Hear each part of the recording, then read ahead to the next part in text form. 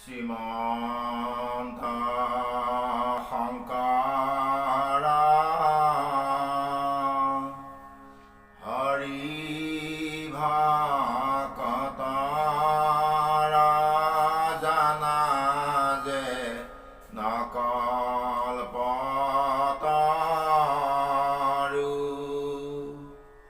তাহান্ত বিনাই নাই নাই নাই আমাৰ পৰম গুৰু তাহান্ত বিনাই নাই নাই নাই আমাৰ পৰম গুৰু।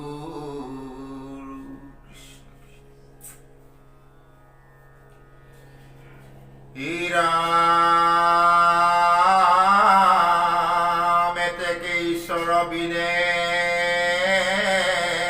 মোক ইটো জ্ঞান দিবে আন কোনো কেহু নাহি কয় তিনি তাপ বিনাশৰ অৰ্থে মই নিৰন্তৰ ভজো সেহি দেৱদায়াময়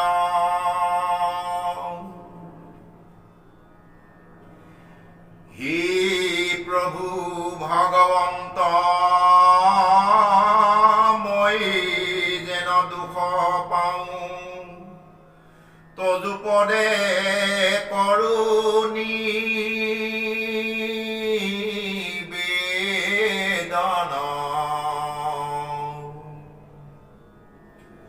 মাতৃৰ উদৰে ঘূৰ বিস্তাৰ মূত্ৰৰ গতে পৰিমৰি আছো দুৰ্জন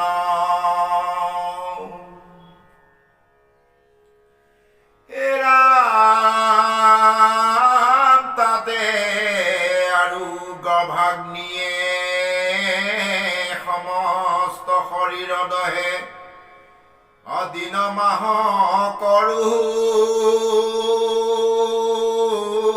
গণন ইটো নিকাৰৰ হন্তে কোন দিন কৃপা কৰি বাহিৰ কৰিবা না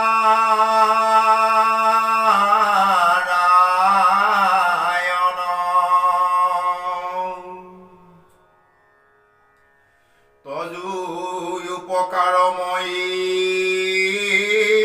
খুজিব নোৱাৰো বাপ ইটো জ্ঞান কৰিলা উদয় মোৰ কীৰ্তঞ্জলি বিনে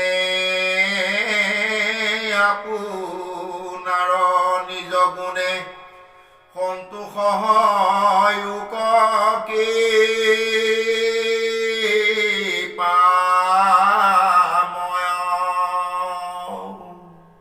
কৃষ্ণ। হে প্ৰভুসকল, এয়া বৈকুণ্ঠ শাস্ত্ৰ মহাভাগৱতৰ ৩য় স্কন্ধত কপিল প্ৰভুৱে মাক দেৱহতীক কৈছে যে গৰ্ভস্থ অৰ্থাৎ গৰ্ভত থকা শিশুটোৱে 5 মাহৰ পিছৰে পৰা কেনেভাৱেনো গৰ্ভ যান্ত্ৰণা পায় আৰু গৰ্ভ যান্ত্ৰণা দুখত দূষিত হৈ ভগৱন্ত প্ৰভুক তিতি মিনতি কৰে সেই বিষয়খিনি অৰ্থাৎ জীৱই অৰ্থাৎ গৰ্ভ শিশুটোৱে কেনেভাৱে ভগৱন্তক তুতি কৰিছে সেইখিনি কথা কপিল প্ৰভুৱে মাক দেৱহতীক জৰিয়তে বৈকুণ্ঠ শাস্ত্ৰ ভাগৱতৰ মাধ্যমেৰে আমাক প্ৰকাশ কৰিব বিচাৰিছে, আমাক বুজাব বিচাৰিছে। অৰ্থাৎ আমিবিলাকেও তেনেকৈ গৰ্ভত থাকোঁতে গৰ্ভৰ যাতনাত দূষিত হৈ তেনেভাৱে ভগৱন্তক তুতি কৰিছিলোঁ। এতিয়া কি বুলি কৈছে যে হে প্ৰভু, যিহেতু আমি অবোধ অজ্ঞানী হেতুকে এনেকুৱা ধৰণৰ অসংখ্য যান্ত্ৰণা পাব লগা হৈছে, আৰু সেয়েহে এই গৰ্ভৰ যান্ত্ৰণাৰ পৰাই বা গৰ্ভৰ বাসাৰ পৰাই আমি আপোনাক কৰজোৰে প্ৰাৰ্থনা জনাইছোঁ, অৰ্থাৎ সেৱা ধৰিছোঁ। আৰু ইয়াৰ বাহিৰে মোৰ আৰু আপোনাক দিব লগাও একো নাই, মোৰ ওচৰত একোৱেই নাই। সেয়েহে আপুনি পাৰিলে এনেধৰণে এই গৰ্ভ যান্ত্ৰণাৰ পৰা মোক ৰক্ষা কৰক, আৰু মই আপোনাক দিব লগা একমাত্ৰ গীতাঞ্জলি বাহিৰে মোৰ ওচৰত একো নাই। আপুনি আপোনাৰ নিজ গুণে নিজে সন্তুষ্ট হৈ আমাক যাতে কৃপা কৰে। এই প্ৰভুসকল, আমি ইয়াৰ আগৰ ভিডিঅ'টোতো প্ৰকাশ কৰিছিলোঁৱেই, আকৌ পুনৰবাৰ দোহাব বিচাৰোঁ, ক'ব বিচাৰোঁ যে আমি গৰ্ভত থাকোঁতে এনেভাৱে ভগৱন্তৰ চৰণত তুতি মিনতি কৰি ভগৱন্তৰ চৰণত ভকতি কৰিছিলোঁ। কিন্তু এই মায়া সংসাৰখনত আহি উপজা জন্ম হোৱাৰ লগে লগে বিভিন্ন প্ৰকাৰে বিভিন্ন পন্থাৰে সৈতে বিভিন্ন মায়া মোহত আবদ্ধ হৈ ভগৱন্তক পাহৰি যাওঁ, ভগৱন্তৰ কৃতকৰ্মখিনি নকৰোঁ। খালি মাত্ৰ নিজৰ ধন টকা পইচা আশ্চৰ্য বিভূতি পুত্ৰ ভাৰ্যা পোহা স্বাৰ্থত আমি বলিয়ালি হৈ সংসাৰ মায়া মোহত ডুব যাওঁ, মায়া সাগৰখনত ডুব যাওঁ। এতিয়া ভাগৱতে আমাক সকিয়নি দিছে যে গৰ্ভত থাকোঁতে যিহেতু আমি এনেভাৱে কৰিছিলোঁ, তাৰমানে ইয়াকে বুজাব বিচাৰিছে আমিবিলাক গৰ্ভত অৰ্থাৎ সদ্য জন্ম বা শিশুসকলতকৈও আমিবিলাক অজ্ঞানী। অজ্ঞানী মানে কেনেকৈ? হয়তো কোনোবাই ভাবিব পাৰে যে মই এম এ পাছ কৰিছোঁ, কেনেকৈ মই অজ্ঞানী হ'লোঁ। আপুনি এম এ পাছ কৰিছে, আপোনাৰ বিষয়টোৰ ওপৰত আপুনি জ্ঞানী, কিন্তু ভগৱন্তক ভক্তি কৰা বিষয়টো প্ৰকৃত জ্ঞান যিটো স্বজ্ঞান, অৰ্থাৎ জীৱ আত্মা সদগতিৰ কাৰণে যিটো জ্ঞান লাগে সেইটো জ্ঞানত কিন্তু আপুনি অজ্ঞানী। আপুনি এম এ পাছ কৰক, লাগিলে ডক্টৰ এম এল এ মন্ত্ৰী বিধায়ক যি নহওক, সেই বিষয়টোত আপুনি অজ্ঞানী, যিহেতু আমি ভগৱন্তক ভজি নিজৰ গতি সাধন কৰিব পৰা নাই। কৃষ্ণ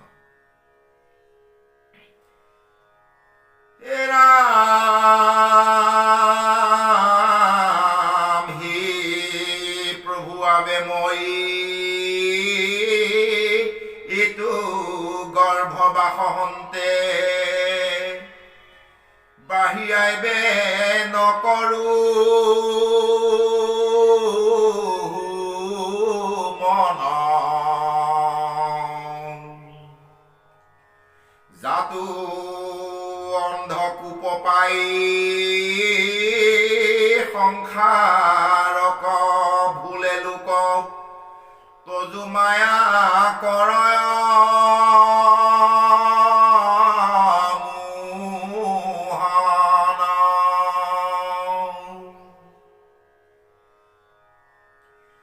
তেবে মিছা দেহে গেহে অহংকাৰ কৰিয়াতি সংসাৰে ফুৰয়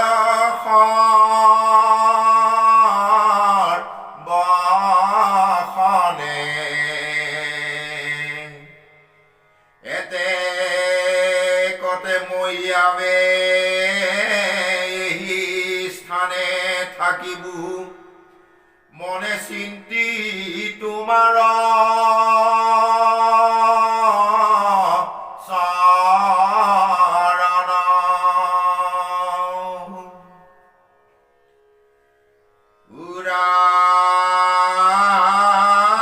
উৰাম নিজ বুদ্ধি অনুসাৰে দুঘোৰ সংসাৰ হন্তে আপোনাক কৰিব উদ্ধাৰ যেন ইয়াৰ নুহুমূৰ ইমতয় অনেক বিধ পৰম নিকাৰ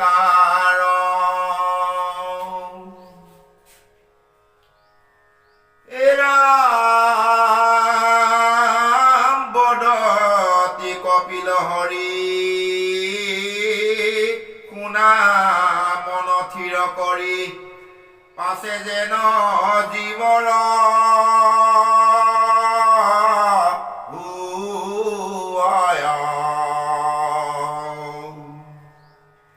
এই মতে ঈশ্বৰক কৰি থাকে স্তুতি নতি তেবে জুহুৱে জনম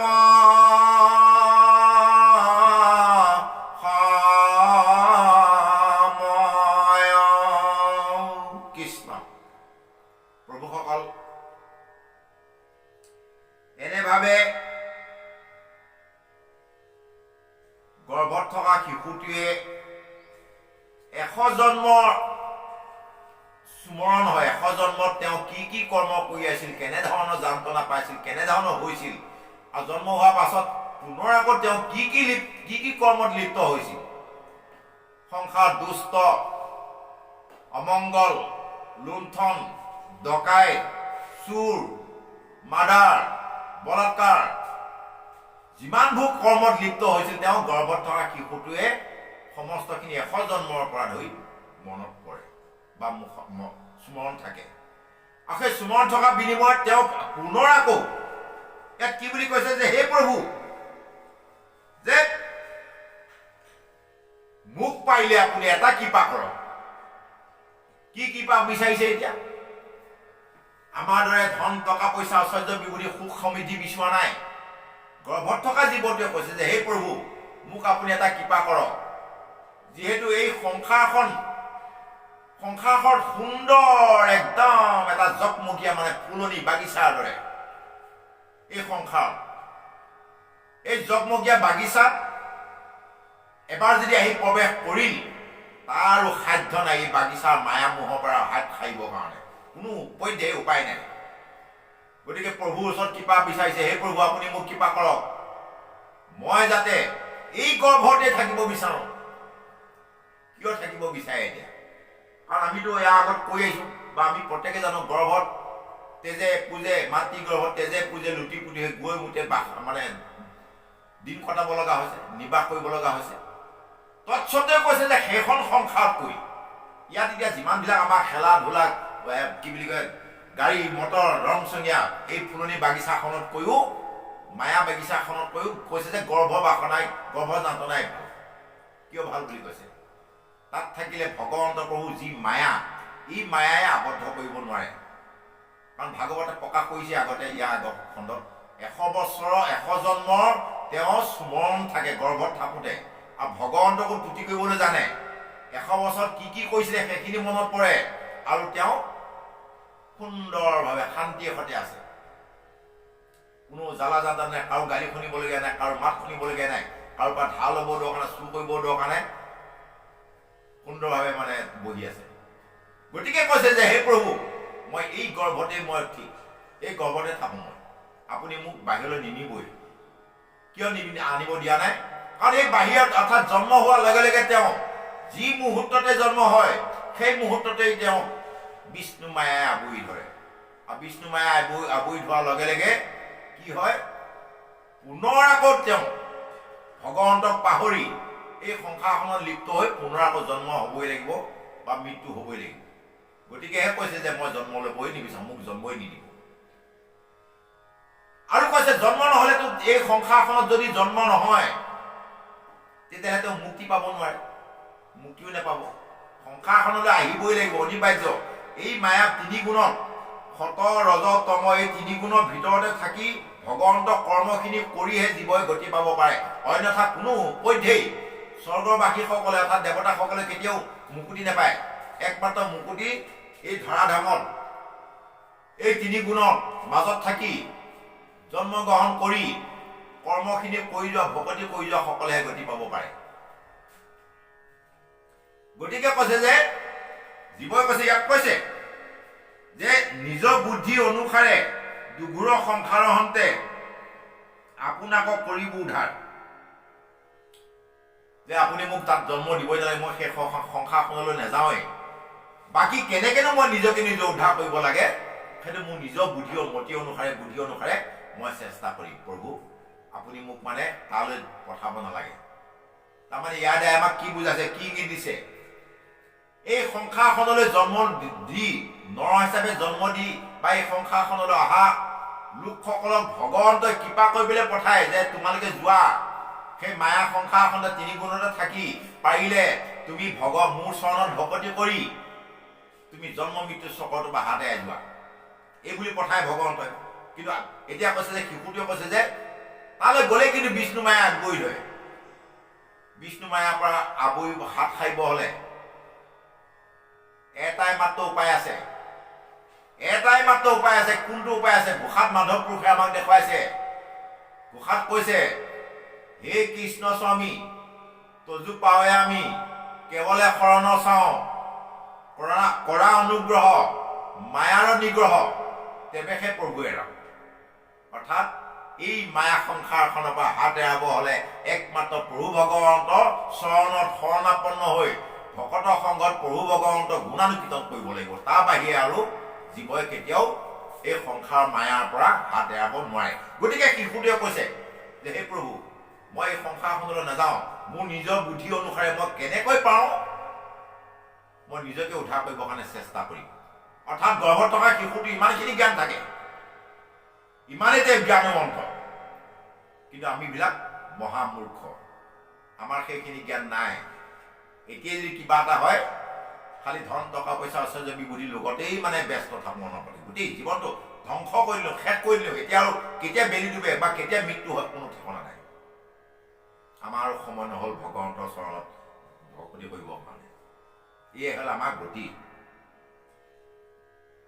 তাৰপিছত কৈছে যে এই কথাখিনি এনে ভাবি ইয়াক কৈছে সেৱ বদতি কপিল হৰি শুনা মন থিৰ কৰি পাছে যেন জীৱৰ হুৱয় এহি মতে ঈশ্বৰক কৰি থাকে তুতি নতি হুৱে তেৱে হুৱে জনম সময়।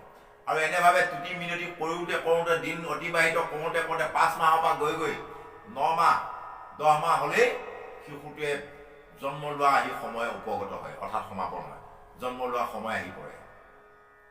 কপিল প্ৰভুৱে মাক দেৱতীক এনেভাৱে কথাখিনি কৈ আছে।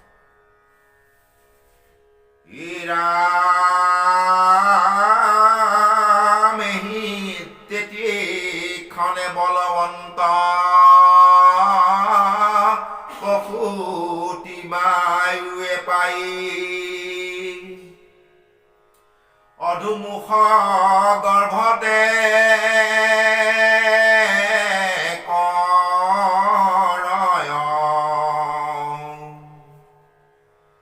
পাছহন্তে ঠেলি আনে নিৰুৎসাহ হৈয়া জীৱ মহাদুখে আখিও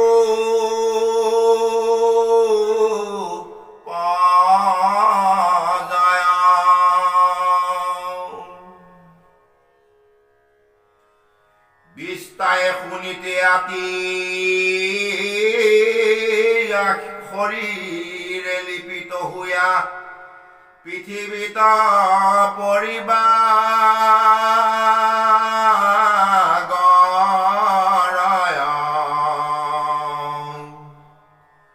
গৰ্ভৰ যতেক জ্ঞান সমস্তে গুচিলে তাৰ তেৰা তেৰা কৰিয়া কান্দয়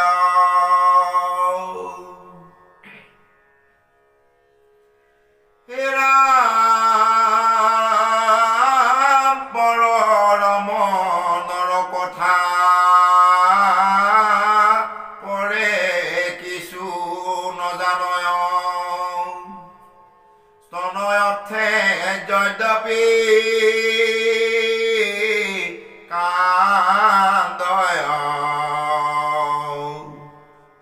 পেট কামোৰয় বুলি মাতি এটা কয়ানি মৰস কপি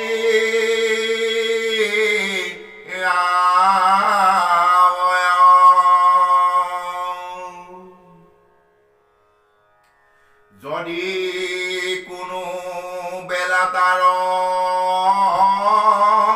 উদাৰত হুৰে পিয়া নজানিয়া মুখে দে স্তন কহিবাক সুধিবাক নপাৰিয়া মহাদুখে আঁতৰাৱে কৰয় কন্দন। কৃষ্ণ হে প্ৰভুসকল, আৰু এনেভাৱে কপিল প্ৰভুৱে মাক দেৱহতী কৈছে যে হে মা, এনেভাৱে গৰ্ভত বিভিন্ন ভাৱৰ সৈতে প্ৰভু ভগৱন্তক বিভিন্ন প্ৰকাৰে তুতি মিনতি কৰোঁতে কৰোঁতে আহি জন্ম হোৱাৰ সময় পায়হি, সময় সমাগত হয়।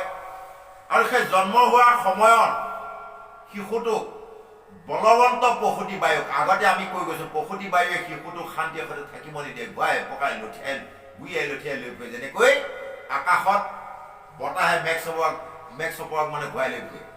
ঠিক তেনেকৈ গৰ্ভৰ ভিতৰতো সন্তানটোক প্ৰসূতি বায়ুৱে ইঠাই পে সিঠালে মানে লুটিয়াই পুটিয়াই লৈ ফুৰে। আৰু এতিয়া কৈছে যে সেই প্ৰসূতি বায়ুৱে জন্মৰ সময়ত সেই গৰ্ভৰ ভিতৰতে ওপৰলৈ মুখ কৰি থকা শিশুটোক প্ৰসূতি বায়ুৱে লুটিয়াই পুটিয়াই তলমুৱা কৰি দিয়ে, অৰ্থাৎ জন্ম হ'বৰ কাৰণে জন্মদ্বাৰত মাথাটো লগাই দিয়ে, মাথাটো জন্ম হ'বৰ কাৰণে ৰেডি হয়। আৰু তেনেকুৱা এটা পজিশ্যন বনাই লোৱাৰ পিছতেই প্ৰসূতি বায়ুৱে কি কয়, পিছৰ ফালৰ পৰা ঠেলা মাৰি সন্তানটো বাঢ়ি উলিয়াই দিয়ে গৰ্ভৰ ভিতৰৰ পৰা। অৰ্থাৎ কিয় বাঢ়ি উলিয়াই দিয়ে? আওপাকে শব্দৰ সৈতে নহ'লেও কৰ্মৰ সৈতে কয় যে এই পবিত্ৰ থানত তোমাৰ থকা আৰু অধিকাৰ নাই।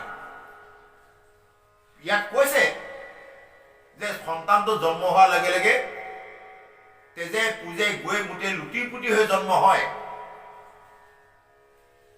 এতিয়া যিখিনি থানত যি ঠাইত থাকোঁতে সেই শিশুটোৱে সুন্দৰভাৱে ভগৱন্তক তুতি কৰিব পাৰিছে, অৰ্থাৎ ভগৱন্তক যে তুতি মিনতি কৰিব লাগে সেই জ্ঞানটো আহিছে। আৰু যি ঠাইত দেখি থাকোঁতে তেওঁ 100 জন্মত তেওঁ কি কৰ্ম কৰি আহিল সেইখিনি কথা তেওঁ মনত থাকে। সেইটো জেগা অপবিত্ৰ হ'ব পাৰে জানো? বা সেই জেগাত তেজে পুজে গৈ মুঠে লুটি পুটি হৈ থাকিব পাৰে জানো? যদি ইমান বেয়া জেগা, আমি তেনেকুৱা এটা জেগাত থাকিলে আমাক কিবা মনত আহিবনে বাৰু? বা কিবা ভাল ভাৱ আহিবনে বাৰু? নাক কোচাই কপাল থুগুই খুৱাই কেনেকৈনো ইয়াৰ পৰা গুচি যাওঁগৈ সেইটো চেষ্টা কৰি থাকোঁতেই সময়খিনি নাইকিয়া হ'ব আমাৰ। কিন্তু এতিয়া ভাগৱত শাস্ত্ৰই কৈছে যে সেই জেগাটোত থাকোঁতে সেই শিশুটোৱে কি সুন্দৰভাৱে ভগৱন্তক তুতি কৰিছে বিভিন্ন প্ৰকাৰে। ইয়াৰ আগত তুতিখিনি ওলাই গৈছে, আজিও অকণমান আঁকিভাৱে ওলাইছে। কৈছে যে হে প্ৰভু, আপুনি মোক কৃপা কৰক, মই ইয়াতে থাকিব বিচাৰোঁ। ইয়াৰ পৰা যোৱাৰ লগে লগে বিষ্ণু মায়ে আপোনাৰ বিষ্ণু মায়ে মোক আৱৰি ধৰিব, গতিকে মই ইয়াতে থাকোঁ, মোক কৃপা কৰক। শিশুটোৱে তাত থাকিব বিচাৰিছে যেতিয়া কিহৰ পৰা? এই লেতেৰামি যিখন নেকি মায়া সংসাৰৰ পৰা বাচি থাকিবৰ কাৰণে সেইটো জেগাত থাকিব বিচাৰিছে।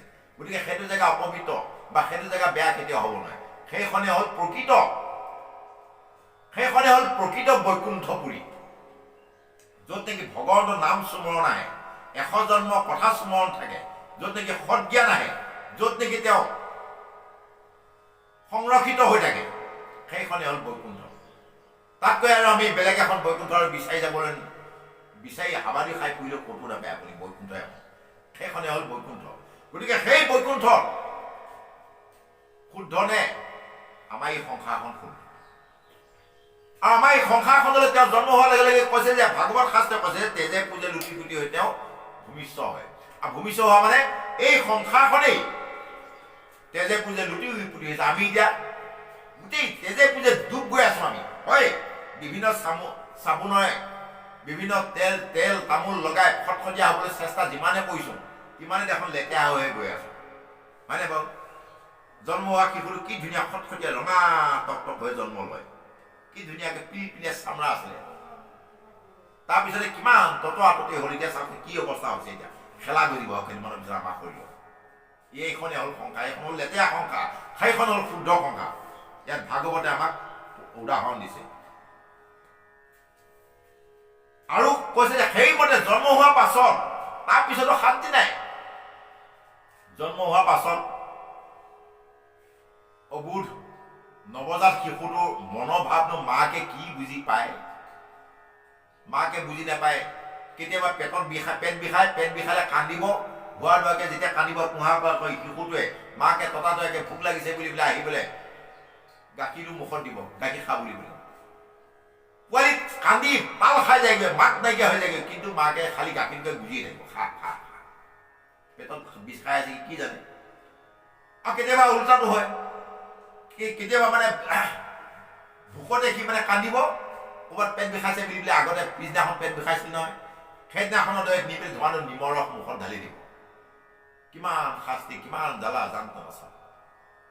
গতিকে এইখন যন্ত্ৰণা দুনিয়াখন, যন্ত্ৰণা সংসাৰখন শুদ্ধ নে? মাকৰ পেটত থাকোঁতে কি ধুনীয়াকৈ সুৰক্ষিত হৈ আছিল, ভগৱন্ত তুতি মিনিটো কৰি আৰু কৈছে জন্ম হোৱাৰ লগে লগে পূৰ্বৰ তেওঁ ভগৱন্তক চুবন কৰিব লাগে নে কিবা কৰি চব পাহৰিও যায়। ইমানেই এখন মানে বেয়া সংসাৰ। এতিয়া সেয়ে জীৱই কৈছিলে পহিলা যে তালৈ মই যাবই নিবিচাৰোঁ। আৰু ঠিক তেনেকৈ আমিবিলাকেও প্ৰকৃততে যিহেতু আমাৰ ঘৰ হ'ল সেইখন, ভগৱন্তৰ ওচৰলৈ যাব লাগে। আমিও অতি সোনকালে যাবৰ কাৰণে আমিও প্ৰকৃততে সেইটো ভাৱ, আমাৰ সদ্ভাৱটো আহিব লাগে। ৰাম বিষ্ণামূৰ্তয় পবিত্ৰ সজ্জাত সুতীয়া থাকে, গাঁও কন্দুৱাবে ন পাৱয়, কোমল শৰীৰ পাই দাহে মহে বেহি খাই, কেঞ্চু কপি পৰা যে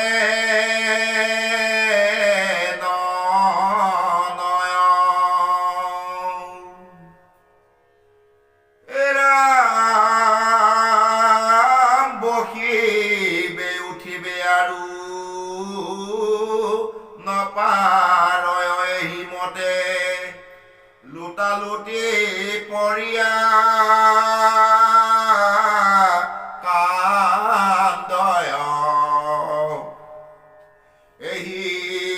শিশুকালে পঞ্চম বছৰ মানে আনু নানা যাতনা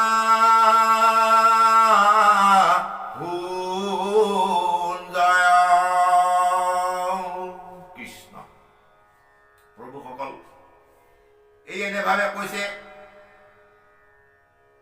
যে সেই শিশুটো ক'ব মাতিবতো নোৱাৰেই, বিচনাত পৰি থাকিব, কোমল থুথুয়া কোমল শৰীৰটোত দাহে কামুৰিব, মহে কামুৰিব, কিবা কিবি পৰুৱা অনেক যান্ত্ৰণা। মাকে চাফা কৰোঁতে কৰোঁতে হাৰাশাস্তি, আৰু তেনেকৈ থাকিব। পিপয়ো খায়, কামুৰে, মহে দাহেও খায়। উদাহৰণটো কি বুলি দিছে, যেনেকৈ এটা কেঁচু যদি ওলায় কেনেবাকৈ বৰষুণ নপৰা সময়ত, কেঁচুটো ওলোৱাৰ পিছত যেনেকৈ পিপ পৰুৱাই আগুৰি ধৰে কেঁচুটো, ঠিক তেনেকৈ সেই শিশুটোকো বিভিন্ন ৰোগে, বীজাণু, পোক পৰুৱা, মহ আগুৰি ধৰে, মানে নানান শাস্তি খাব লগা হয়। তাৰপিছতে কৈছে যে এতিয়া মহে খালেও পিপৰা খালেও মাৰিব নোৱাৰে, উপায় নাপায়, ধৰ চিঞৰ একদম তাল আকাল কৰি দিব। মাকে এইপিনে কঁকালত মেটনি মাৰি কাম কৰোঁতে হাঁহ পোৱালি আমনি, বিভিন্ন ধৰণৰ অনেক ধৰণৰ, ইপিনে হাগি মুটি চেনেনি বেনেনি হৈ গোটেই সৱশেষত গৈতো কেতিয়াবা কোনোবাই নিজক বিছনাকে মানে খায়, কোনোবা শিশুৱে তেনেকুৱাও দেখা যায়। এয়াই হ'ল আমাৰ প্ৰকৃত গতি। হে প্ৰভুসকল, গতিকে এই এনেধৰণৰ যান্ত্ৰনাৰ পৰা যদি আমি হাত সাৰিব বিচাৰোঁ বা এনেধৰণৰ যান্ত্ৰনাৰ পৰা যদি বাচিব বিচাৰোঁ, যেনেকৈ আমি এই সংসাৰখনত সুখে শান্তিয়ে খাবৰ কাৰণে সকলোৱে কৰ্ম কৰি হাবাদি খাই মৰোঁ, বিভিন্ন ধৰণৰ কৰ্ম কৰিব বিচাৰোঁ, ঠিক তেনেকৈ আমাৰ এই জীৱনটো সদ্গতি দিব হ'লে বা এনেধৰণৰ জন্ম নল'বলৈ হ'লে একমাত্ৰ প্ৰভু ভগৱন্তৰ গুণানুকীৰ্তন কৰিব লাগিব। প্ৰভু ভগৱন্তৰ গুণানুকীৰ্তন কৰিব জানিলে কি বুলি কৈছে গুৰুজনাই? মাধৱ পুৰুষে বস্তু প্ৰকাশক ঘোষাত দেখুৱাইছে, গোবিন্দৰ প্ৰেম অমিতৰ নদী বহে বৈকুণ্ঠৰ পৰা, চাৰি পুৰুষাৰ্থ। এয়া চাৰি পুৰুষাৰ্থ কি? ধৰ্ম, অৰ্থ, কাম, মোক্ষ। এই চাৰি পুৰুষাৰ্থ। চাৰি পুৰুষাৰ্থ তাহাৰো নিজৰা, অৰ্থাৎ কাৰ নিজৰা? বৈকুণ্ঠৰ পৰা বৈ অহা ভকতসকলৰ কাৰণে উপভোগ কৰিবৰ কাৰণে ভাল ফল। চাৰি পুৰুষাৰ্থ তাহাৰো নিজৰা, কিন্তু হৰিনাম মূল ধাৰা। এই চাৰি পুৰুষাৰ্থ পাব হ'লে বা এই চাৰি পুৰুষাৰ্থৰ তাৎপৰ্যখিনি মানে বুজিব হ'লে বা এই চাৰি পুৰুষাৰ্থ সুখ সমৃদ্ধিখিনি উপভোগ কৰিব হ'লে হৰিনাম মূল ধাৰা বুলি কৈছে। সেয়া হ'ল ঘোষা শাস্ত্ৰৰ সিদ্ধান্ত। প্ৰভুসকল, এতিয়া আমি মহাপাপী আপোনাসৱৰ চৰণৰ দাসৰো দাসে এই কপিল প্ৰভুৱে মাক দেৱহতীক কৈ থকা ৩য় স্কন্ধত জীৱৰ তামসিক গতি বিষয়খিনি পাঠ আৰু ভাঙনি অনুষ্ঠানত বিভিন্ন ধৰণৰ আমাৰ ভুল ত্ৰুটি আহিছে, বহাটোতা হৈছে।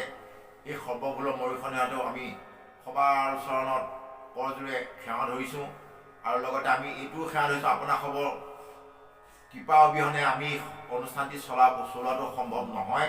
সেয়ে আপোনাসৱে কৃপা কৰে যেন আমাক লাইক কৰিব আৰু কমেণ্ট কৰক আৰু লগতে আমাৰ চেনেলটি ছাবস্ক্ৰাইব কৰি আমাক যাতে আপোনাসৱৰ চৰণ সেৱা কৰাৰ সুবিধাকণ দিয়ে বুলি আমি আপোনাসৱৰ সবাৰ চৰণত সেৱা ধৰি আমি আজিলৈ ভিডিঅ'টি বিৰাম দিছোঁ। কৃষ্ণ।